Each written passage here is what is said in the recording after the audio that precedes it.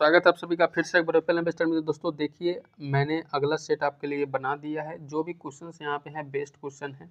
मैंने खुद से कोशिश किए गए हैं कि जो भी क्वेश्चंस यहाँ पे पूछने वाला है उसी के रिगार्डिंग मैंने यहाँ पे तैयार किया है प्लेटफॉर्म। या मैं बता दूँ यहाँ पे कि आपको जो CSBC की तरफ से 10th और 12th के बेस पे क्वेश्चन पूछने के उम्मीद रखे गए हैं, उसी के रिगार्डिंग मैंने क्वेश्चन भी सेट किए हैं। तो उम्मीद है कि यहाँ से क्वेश्चन आपके लिए बेस्ट होंगे। तो चलिए वीडियो को स्टार्ट करते हैं। जो पिछला क्लास नहीं देखे वहाँ पे पिछला क्लास देख लीजिएगा। यहाँ से क्वेश्चन हमेशा पूछता है जो हमें हमेशा लेकर आता हूँ, ठीक है। चलिए क्वेश्चन करते हैं कि लोकसभा में कितने सदस्य होते हैं। ध्यान रखिएगा, लोकसभा में कितने यहाँ पे सदस्य होते हैं, ये चीज़ें पूछेगा। ये तो आप बताइएगा यहाँ पे, ठीक है, कि 552 होते हैं। लेकिन पूछेगा कि वर्तमान में लोकसभा के कितने सदस्य हैं, तो 545 ही कर दीजिएगा, ठीक है।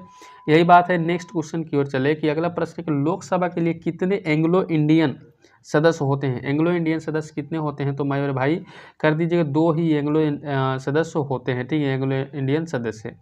क्वेश्चन इसी तरह आपके अगले पूछेगा आपके बोर्ड पे। क्वेश्चन कह रहा है कि उच्चतम न्यायालय के चीफ जस्टिस सहित कितने जज होते हैं। चीफ जस्टिस सहित कितने जज होते हैं, तो 53 नंबर क्वेश्चन का आंसर कीजिए 31 कर दीजिएगा। आपके एग्जाम में पॉलिटी से अगर बात कर लीजिए तो 4 से 5 क्वेश्चंस पॉलिटी से ही पूछे जाते हैं, जिसमें कुछ करेंट्स भी रखे जाते हैं। याद रखिएगा, करेंट के माध्यम से जो पॉलिटी बनते हैं वो आपके इर्द गिर्द घूम रहे आजकल के जनरेशन से ही क्वेश्चंस बनते हैं। अगला प्रश्न हमारा है कि सुप्रीम कोर्ट के न्यायाधीश का कार्यकाल कितने समय तक होता है। सुप्रीम कोर्ट के जो न्यायाधीश होते हैं उसके कार्यकाल पूछा जाए तो आप कहिएगा 65 वर्ष की आयु तक होते हैं। कितने वर्ष तक होते हैं, 65 वर्ष की आयु तक हो जाते हैं। नेक्स्ट क्वेश्चन कहेगा कि भारत के नागरिकों को निःशुल्क कानूनी सहायता निम्न में से किस अनुच्छेद के अंतर्गत देता है। तो इंपॉर्टेंट याद रख लीजिएगा। मौलिक अधिकार 12 से 35 होते हैं अनुच्छेद में, ये भी याद रख लीजिएगा। और ये भी याद रखिए भाग 3 में होता है। मौलिक अधिकार से हर साल क्वेश्चन पूछे जाते हैं, कोई ऐसा साल नहीं जहाँ से क्वेश्चन पूछा ना गया हो। तो अब यहाँ पे बात कर लेते हैं कि अनुच्छेद क्या याद रखे, तो अनुच्छेद भी कुछ याद रख लीजिएगा, यहाँ से क्वेश्चन हमेशा बनते हैं। तो बात कर लेते हैं कि 39 के ए कहे या 39 के क कहे, आपका बिल्कुल भारत के नागरिक के निःशुल्क कानूनी सहायता के लिए आंसर सही हो जाता है। अगला बात कर लेते हैं कि निर्वाचन आयोग का चेयरमैन कौन होता है। निर्वाचन आयोग का चेयरमैन कौन होता है, चीफ इलेक्शन कमीशन होता है, चीफ इलेक्शन कमिश्नर हो जाता है। डी नंबर ऑप्शन आपका बिल्कुल सही हो जाता है। नेक्स्ट क्वेश्चन बात कर लेते हैं कि निम्न में से किस हाई कोर्ट में सबसे अधिक मुकदमे विचारधाराहीन है। याद रखिएगा, निम्न में से किस हाई कोर्ट में सबसे अधिक मुकदमे जो होते हैं विचाराधीन होते हैं। तो 57 नंबर क्वेश्चन का आंसर क्या हो जाएगा, हमारा इलाहाबाद हो जाएगा। अब इलाहाबाद कहाँ स्थित है, सभी को पता है कि उत्तर प्रदेश में स्थित है, ठीक है। यहाँ से क्वेश्चन हर साल बनते हैं। देन आपको मैं बता दूं, क्वेश्चन अगला पूछेगा कि निम्न में से कौन केंद्र शासित प्रदेश नहीं है।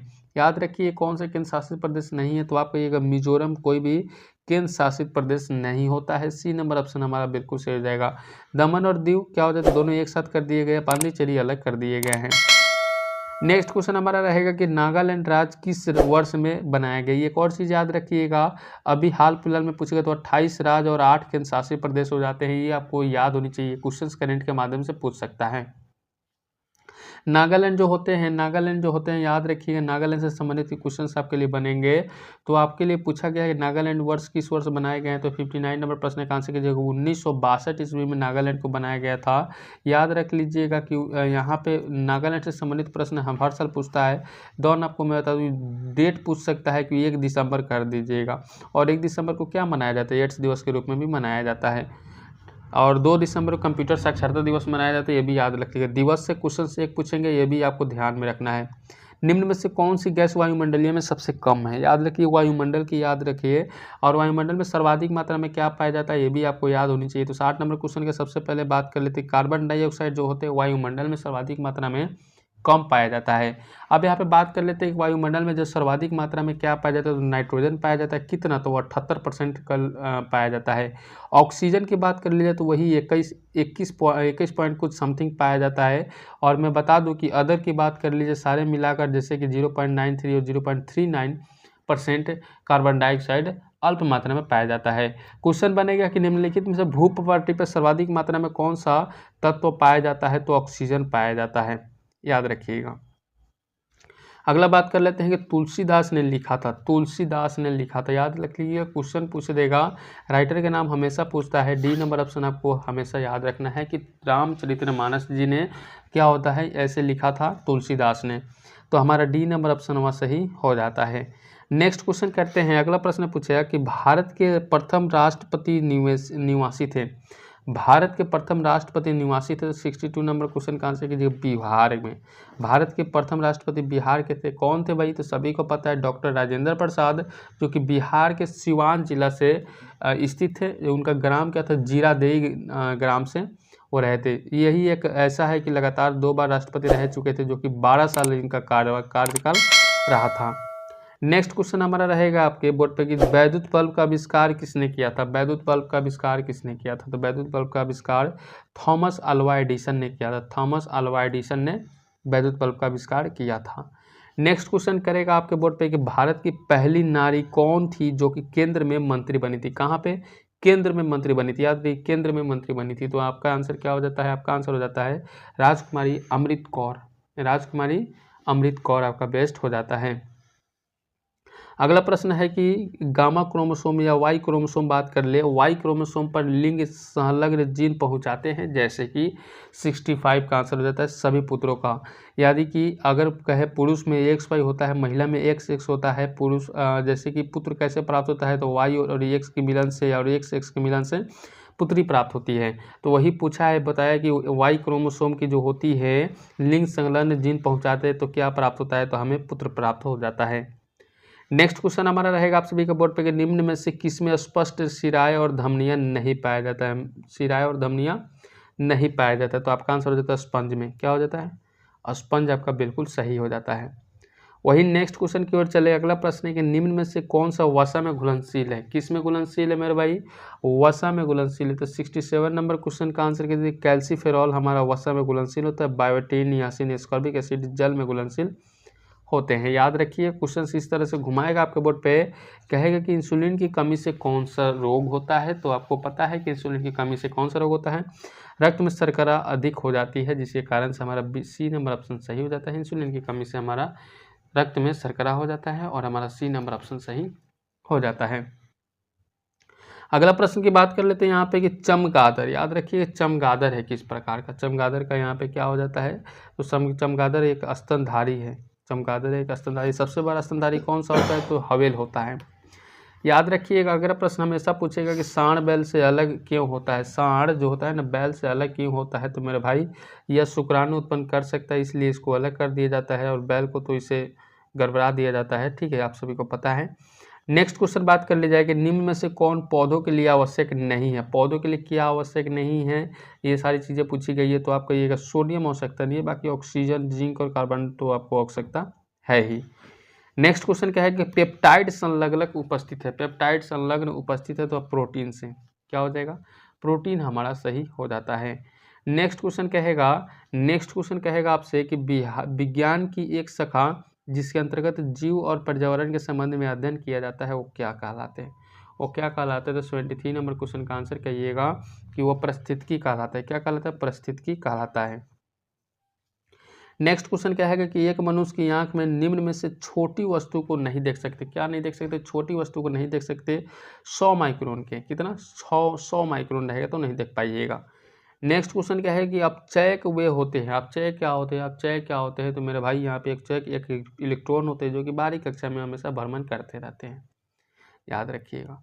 नेक्स्ट क्वेश्चन क्या आएगा आपके बोर्ड पे कि इक्षु शर्करा है। इक्षु शर्करा क्या है? इक्षु शर्करा एक प्रकार का आप सभी को पता है सुक्रोज होता है, जो कि आपके बोर्ड पे लग चुका है। द्विसैकराइड होता है जिसको सुक्रोज भी कहते हैं, और इसको डाइसैकराइड्स के सबसे प्रसिद्ध यौगिक माना जाता है। ये भी आपको याद होनी चाहिए। अगला प्रश्न पूछेगा कि नम, याद रखिएगा, नम वायु के संपर्क में आने पर सफ़ेद कॉपर सल्फेट नीला हो जाता है। सफ़ेद कॉपर सल्फेट क्या हो जाता है? नीला हो जाता है। तो 77 नंबर क्वेश्चन का आंसर क्या हो जाएगा? जल योजित हो जाता है। क्या हो जाता है? जल योजित हो जाता है। ठीक है। नेक्स्ट क्वेश्चन बात कर लीजिएगा, बिना बुझा चुना, बिना बूझा चूना का सूत्र क्या हो जाता है? तो कैल्शियम ऑक्साइड कर दीजिए, calcium oxide. D number option हमारा बिल्कुल सही हो जाता है। वही क्वेश्चन पूछेगा, लोहा निस्सारित करता है, लोहा निस्सारित होता है, लोहा निस्सारित होता है। 79 नंबर क्वेश्चन का आंसर कीजिएगा हेमेटाइट से। किससे? हेमेटाइट से। ठीक है, अगला बात कर लेते हैं क्वेश्चन की। तो सीसा जो होता है पेनिसिलिन में होता है, सीसा जो होता है पेनिसिलिन में होता है। तो 80 नंबर प्रश्न का आंसर कीजिए ग्रेफाइट। क्या करना है? ग्रेफाइट हमारा सही हो जाता है। नेक्स्ट क्वेश्चन करते हैं, गोबर गैस होते हैं, गोबर गैस होती है, गोबर गैस होती है। तो वो 81 नंबर क्वेश्चन का आंसर कीजिए। गोबर गैस किसे कहते हैं? मीथेन को कहते हैं। प्रोपेन प्राकृतिक गैस किसे कहते हैं? तो मीथेन को ही कहते हैं। याद रखिए क्वेश्चन पूछ चुका है, इंपॉर्टेंट क्वेश्चन है। सूखी बर्फ होती है, तो हमेशा क्वेश्चन पूछ चुका है, इस प्रकार का क्वेश्चन बहुत बार पूछा है। तो आप ठोस कार्बन डाइऑक्साइड याद रखिएगा। इतना छोटा क्वेश्चन है लेकिन बहुत ही ज़बरदस्त क्वेश्चन है, ये इतना इजी मत समझिएगा, क्वेश्चन हमेशा पूछता है। यह नेक्स्ट क्वेश्चन है कि अमलगम में होता है, अमलगम में क्या होता है? 83 नंबर क्वेश्चन कर रहे हैं, अमलगम में मरकरी होता है। क्या होता है? अमलगम में मरकरी होता है। याद रखिए अमलगम में मरकरी होता है। नेक्स्ट क्वेश्चन क्या है आपके बोर्ड पर लग चुका है, गर्म करने पर कपूर का क्या होता है? गर्म कीजिए कपूर को तो कपूर का क्या हाल होगा? तो कपूर का उद्रपातित होगा, वो तो गलना शुरू हो जाएगा। डी नंबर ऑप्शन हमारा सही हो जाएगा। नेक्स्ट क्वेश्चन हमारा रह चुका है आप सभी के बोर्ड पे यहाँ पे कि कौन सा आवर्ती गुण नहीं होता है? कौन सा आवर्ती गुण नहीं होता है? 85 नंबर क्वेश्चन कर रहा है। तो घनत्व हमारा आवर्ती गुण नहीं होता है, घनत्व हमारा आवर्ती गुण नहीं होता है। अगला प्रश्न पूछेगा, रेडियम की खोज किसने किया? आपके लिए इलेक्ट्रॉन, पॉजिट्रॉन, प्रोटॉन और न्यूट्रॉन, चार याद कर लीजिएगा, क्वेश्चन बन जाएगा आपके लिए। रेडियम की खोज 86 नंबर क्वेश्चन का मैडम क्यूरी हो जाएगा। मैरी क्यूरी क्या है? मैडम क्यूरी क्या है? हमारा सी नंबर ऑप्शन बिल्कुल सही हो जाएगा। नेक्स्ट क्वेश्चन कह रहा है हमारा आपके बोर्ड पे कि एक रेडियो एक्टिव पदार्थ के परमाणु की अर्ध आयु 10 घंटे हैं, तो 30 घंटे में इसका कितना क्षय हो जाएगा? 30 घंटे में इसका कितना क्षय हो जाएगा? तो 87 नंबर क्वेश्चन कीजिएगा, 87.5%, 87.5% हो जाएगा। चलिए अगला प्रश्न बात कर लेते हैं। अगला प्रश्न आपके बोर्ड पे लग चुका है कि अल्फा किरणों के सामने अनावृत होने पर वस्तुएं दिखती है। वस्तुएं कैसा दिखती है? तो अदृश्य हो जाएगा। क्या हो जाएगा? वस्तुएं अदृश्य हो जाएगा, दिखाई हमें नहीं देगा। नेक्स्ट क्वेश्चन कह रहा है कि अनिश्चितता का नियम किसने दिया था? अनिश्चितता का नियम किसने दिया था? 89 नंबर क्वेश्चन कर रहा है, अनिश्चितता का नियम किसने दिया था? तो आपको ये हाइनेजबर्ग ने। किसने? हाइनेजबर्ग ने। हमारा D number option, C number option सही हो जाता है। अगला प्रश्न पूछेगा आपसे कि एक स्प्रिंग का बल स्थिरांक के 3 बराबर भागों में विभाजित किया जाता है, तो प्रत्येक भाग का बल स्थिर होता है। प्रत्येक भाग का बल क्या होता है? स्थिरांक होता है। तो यहाँ पे आंसर हो जाएगा 3 के। क्या हो जाएगा? 3 के हो जाता है। 3 बार तो 3 के हो जाएगा नॉर्मल। याद रखिएगा। नेक्स्ट क्वेश्चन आपके बोर्ड पर लग चुका है क्वेश्चन को कि शुष्क हवा में ध्वनि तरंग का वेग नम हवा की तुलना में होगा। शुष्क हवा में ध्वनि तरंग का वेग नम हवा की तुलना में होगा, नम हवा की तुलना में होगा। तो 81 नंबर क्वेश्चन का आंसर कर दीजिए, कम होगा। ठीक है, नेक्स्ट क्वेश्चन की बात कर ली जाए। अगले प्रश्न आपको बोर्ड पर लग चुका है। क्वेश्चन कह रहा है हमारा कि गुरुत्वीय द्रव्यमान और जड़त्वीय द्रव्यमान का अनुपात कितना होगा?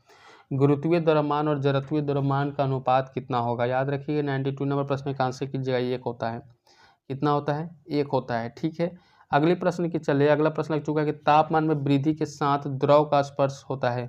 तापमान में वृद्धि के साथ द्रव का जो होता है स्पर्श होता है। तो 93 नंबर क्वेश्चन का आंसर कीजिए, घटता है। क्या हो जाएगा? घट जाएगा। ठीक है, अगले क्वेश्चन की ओर चले। अगला प्रश्न लग चुका है कि निम्न में से किसकी प्रत्यास्थता सबसे अधिक है? निम्न में से किसकी प्रत्यास्थता सर्वाधिक मात्रा में होता है? तो 94 नंबर क्वेश्चन का आंसर कीजिएगा, स्टील में। क्या हो जाएगा? स्टील में। चलिए अगला प्रश्न लग चुका है आपके बोर्ड पे कि अफ्रीकन गांधी किसको कहते हैं? अफ्रीकन गांधी किसको कहते हैं? क्वेश्चन बनेगा, अफ्रीकन गांधी किससे कहते हैं? नेल्सन मंडेला को अफ्रीकी गांधी कहते हैं। नेल्सन मंडेला को अफ्रीकी गांधी के नाम से जानते हैं। नेक्स्ट क्वेश्चन आपको बोर्ड पे लग चुका है। क्वेश्चंस लगेगा कि कौटिल्य किसके प्रधानमंत्री थे? याद रखिए, कौटिल्य किसके प्रधानमंत्री थे?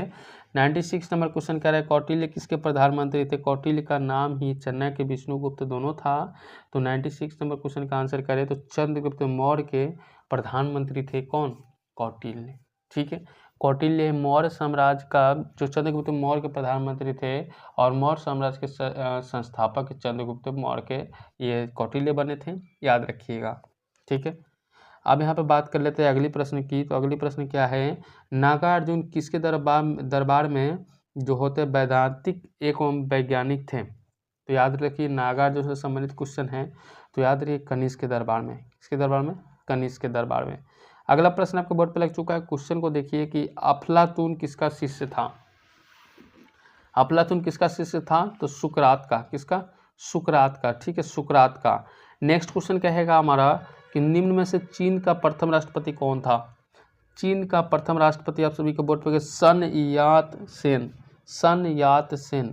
सन यात सेन। ठीक है, अगला बात कर लेते हैं क्वेश्चन की। तो अगला क्वेश्चन आपको बोर्ड पे लग चुका है कि 100 औरंगजेब किसका बेटा था?